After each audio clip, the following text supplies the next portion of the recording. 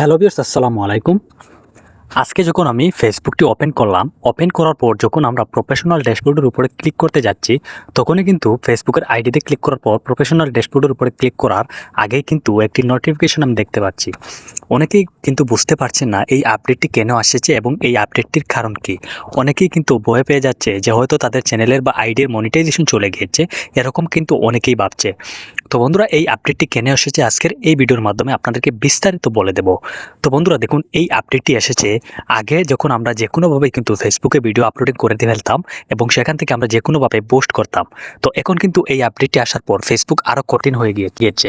এখন কিন্তু আপনি যদি কোনো ভিডিও আপলোডিং করেন এবং আপলোড করে সেটি যদি পোস্ট করেন এবং পোস্ট থেকে যে ভিউ আনবেন সেগুলো কিন্তু ফেসবুকে ভালো চোখে দেখবে না। তো আপনারা কিন্তু ফেসবুকে ভিডিও আপলোডিং করে এখন কিন্তু কোনো রকম পোস্ট করতে পারবেন না এবং ফেসবুকে আজে বাজে কাউকে কমেন্ট করতে পারবেন না। এবং ফেসবুকের যে রুলস, যে ক্রাইটেরিয়া আছে সেগুলো যদি আপনারা ফলো না করেন তাহলে কিন্তু ফেসবুক থেকে আপনার মনিটাইজেশন নিয়ে নিতে পারে। এবং আপনার যদি মনিটাইজেশন আইডিতে না থাকে তাহলে কখনোই কিন্তু মনিটাইজেশন দেবে না।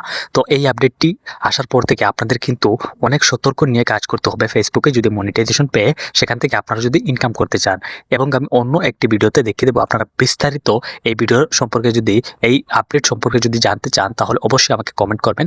আমি অন্য একটা ভিডিওতে বিস্তারিত আপনাদেরকে জানিয়ে দেবো।